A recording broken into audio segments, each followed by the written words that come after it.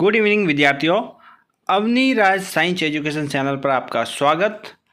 विद्यार्थियों, हमने पादपों के बारे में अभी तक पढ़ा नहीं, तो आज हम नया टॉपिक शुरू कर रहे हैं। पादपों में जनन और पादप किस प्रकार से जनन करते हैं, कैसे इनके अंदर जनन के प्रकार है और किस प्रकार के इसके अंदर पुष्प के प्रकार है। तो शुरू करते हैं आज का नया टॉपिक, पादपों के अंदर जनन। सबसे पहले विद्यार्थियों, जनन क्या होता है इसकी परिभाषा कि जीवों में संतति को बनाए रखने के लिए अपने समान बच्चे या शिशु उत्पन्न करने या संतति उत्पन्न करने की प्रक्रिया को क्या कहते हैं, जनन कहते हैं। स्टार्ट करते हैं नाउ। प्रत्येक जीव अपनी संतति या जाति के अस्तित्व बनाए रखने के लिए समान संतति उत्पन्न करते हैं और जीवों का यानी सजीवों का अपने समान संतति उत्पन्न करने की प्रक्रिया को ही जनन कहा जाता है। अब है विद्यार्थियों, पादपों में जनन की विधियाँ कौन कौन सी है। तो पादपों में जनन में एक तो कायिक जनन होता है, एक अलैंगिक जनन, लैंगिक जनन और अनिषेक जनन। कायिक जनन में पादप की कायिक भाग लेंगे काम में। अलैंगिक जनन में नर या मादा दोनों में से एक जनन भाग लेगा। लैंगिक जनन के अंदर नर और मादा दोनों भाग लेंगे। और अनिषेक फलन यानी बिना निषेचन के होने वाला जनन जैसे केले के अंदर होता है। ठीक है विद्यार्थियों, पढ़ते हैं कायिक जनन।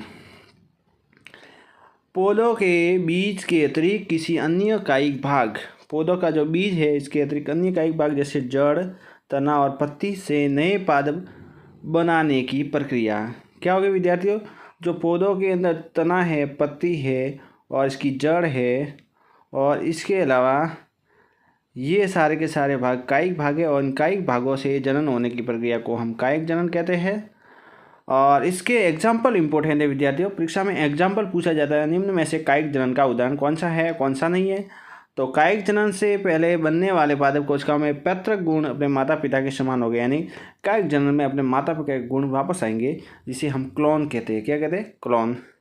जैसे आलू की आँख से नया पादप बनेगा, ये इसका एग्जाम्पल। अरबी है, घास, प्याज, अदरक और समेली। ठीक है विद्यार्थियों। उसके बाद ब्रायोफिल्म इम्पोर्टेंट है, नोट लगा दो।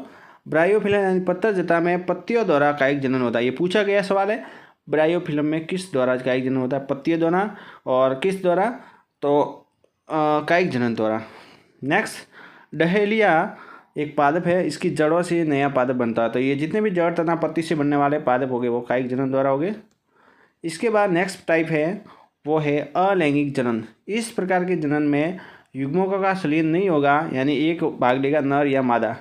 इस प्रकार के जनन में नए जीव की उत्पत्ति एक ही जनक से होगी और इसमें कोशिकाओं में गुणसूत्रों की संख्या भी समान होगी, यानी गुणसूत्रों की संख्या में कोई परिवर्तन नहीं होगा, समान होगी। विधियाँ कौन कौन सी है इसमें, तो मुकुलन विधि ईस्ट के अंदर होती है। मुकुलन विधि किसमें होती है, ईस्ट में एग्जाम्पल पूछा गया है विद्यार्थियों। और कायिक जनन द्वारा होती है। ईस्ट कोशिकाओं के अंदर छोटे छोटे बल्ब या उबार बनते हैं, जिसे क्या कहते हैं, बल्ब या उबार होते हैं, उसे छोटे ईस्ट कहते हैं। जैसे जो वर्दी जनक कोशिका से अलग करके नया जीव बनाती है। और विखंडन विधि सेकंड है, वो है स्पाइरोगाइरा में पाई जाती है और विखंडन द्वारा इसमें जनन होता है, कायिक जनन। नेक्स्ट है विद्यार्थियों बीजाणु द्वारा, म्यूकर, राइजोपस, कवक जैसे मांस और फन में होता है। एग्जाम्पल विद्यार्थी इंपॉर्टेंट है, बीजाणु द्वारा किसमें जनन होता है, म्यूकर, राइजोपस, मांस और फन। साथ ही शैवाल के अंदर, एल्गी के अंदर भी होता है। इसके बाद जनन का दूसरा प्रकार है वो है अलैंगिक जनन। के बाद में लैंगिक जनन। कौन सा है, लैंगिक। यह जनन उच्च वर्गीय पादपों में पाया जाता है और लैंगिक जनन में पुष्पीय भाग में नर और मादा युग्मक दोनों काम में लेते हैं। नर और मादा युग्मक दोनों काम में लेंगे। लैंगिक जनन में नर और मादा युग्मक के द्वारा निषेचन होगा और निषेचन के द्वारा युग्मनज बनेगा और जो युग्मनज बनेगा वो द्विगुणित होगा, डबल होगा, 2n होगा, n से 2n। और युग्मनज आगे विभाजित होकर भ्रूण का निर्माण करेगा। पहले विद्यार्थियों नर और मादा दोनों निषेचन करेंगे, निषेचन के बाद बनेगा जाइगोट, युग्मनज और युग्मनज से बनेगा भ्रूण का निर्माण होगा धीरे धीरे। निषेचन के पश्चात पुष्प बीजांड में और बीज है पुष्प का बीजांड वो बीज में हो जाएगा और अंडा से किस में मिल जाएगा, फल में।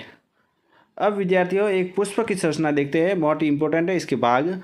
तो स्त्री केसर के अंदर जो पुष्प के भाग आएंगे वो वर्तिका आएगी, वर्तिका ग्रह और अंडा से। ये सारे के जो बीच वाली जो नलिका का संरचना होती है इसको बोलते हैं वर्तिका और सप्टी भाग होती है उसको बोलते हैं वर्तिका ग्रह। और ये गोल भाग यहाँ होता है, उसको बोलते हैं अंडाशय। ये किसके भाग है? स्त्री केसर के।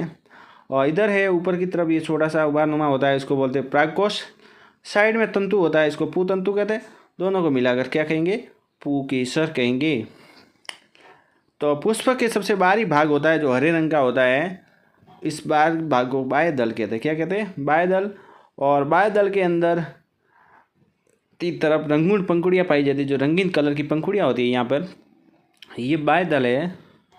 इस बाह्य दल के अंदर ये रंगीन कलर की पंखुड़ियाँ, ये और ये तीनों, इस रंगीन पंखुड़ियों को हम दल कहते हैं। क्या कहते हैं? दल। तो पुष्प के अंदर बाह्य दल के बाद में रंगीन पंखुड़ियाँ पाई जाती है और इसको दल पुंज कहा जाता है। और यह कीटों को परागकण हेतु आकर्षित करता है। जो भी कीट आएंगे इसके ऊपर आकर्षित होकर बैठेंगे और दलपुंज के अंदर पुष्प में क्या हो गए? जनन अंग। फिर जल इसके अंदर क्या हो गए? जनन अंग। और जनन अंग यहाँ पर दो प्रकार के पुष्प के अंदर, एक होगा नर जनन अंग और एक है स्त्री जनन अंग। यानी नर जनन अंग को पुंकेसर कहते हैं। पुष्प का नर जनन भाग होता है, पुंकेसर परागकोश में पाए जाते हैं और इसमें असंख्य परागकण होते हैं जो नर जनन युग्मक होते हैं। यानी पुंकेसर होता है इस टाइप का और इसके अंदर क्या होता है? परागकोश। और परागकोश होते हैं वो नर युग्मक कहलाते हैं विद्यार्थियों। इसी प्रकार स्त्री केसर के अंदर स्त्री केसर मादा युग्म जनन होता है, जिसकी संरचना में वर्तिका अभी देखी है, उसके बाद वर्तिकाग्र, उसके बाद अंडाशय 3। तो इस टाइप की वर्तिका थी और फिर ये वर्तिका नलिका होगी। फिर इसके बाद में यहाँ ऊपर की तरफ ये वर्तिकाग्र होता है, जैसे यहाँ पर चित्र में विद्यार्थियों दिया हुआ है। ये देखो, ये ऊपर वाली वर्तिका, बीच वाली नलिकाकार वर्तिका और ये अंडाशय। ठीक है विद्यार्थियों, तो ये हो गया स्त्री केसर। और स्त्री केसर के अंदर अंडाशय में एक से अधिक बीजांड होते हैं और जिसमें मादा युग्मक या नर युग्मक अंड होता है, अंड का निर्माण होता है। इसके बाद पुष्प के प्रकार विद्यार्थियों, तो पुष्प दो प्रकार के, एक लिंगी पुष्प और द्विलिंगी पुष्प। ऐसे पुष्प जिसमें पुंकेसर या स्त्री केसर में से कोई एक जनन अंग होता है उपस्थित, उसे हम एक लिंग कहते हैं। यानी या तो स्त्री उपस्थित होगी या पुरुष, दोनों में से एक। इसके एग्जाम्पल विद्यार्थियों इंपॉर्टेंट है, तीनों एग्जाम्पल याद करने जरूरी है। पपीता, ककड़ी और मक्का, इसको शॉर्ट में याद करेंगे MPK, मक्का, पपीता, ककड़ी। नेक्स्ट है द्विलिंगी, ऐसे पुष्प जिसमें नर और मादा दोनों यानी स्त्री केसर और पुंकेसर दोनों जनन अंग उपस्थित हो। द्विलिंगी सरसों, गुलाब, पिटूनिया और धतूरा। ठीक है विद्यार्थियों, तो यह थी आज की क्लास। पुष्प के संरचना, साथ ही जनन के प्रकार, पादपों के अंदर किस प्रकार जनन होता है, आलू के अंदर पतर जता में, और साथ ही स्पाइरोगैरा में। तो आज की ये क्लास कैसे लगी आपको? वीडियो अच्छा लगा हो तो सेशन को सब्सक्राइब करें, बेल आइकन को ऑन करें, साथ ही इंपॉर्टेंट उदाहरण को अपने कॉपी में नोट्स करते रहे और रिवाइज करते रहे। जय हिंद, जय भारत।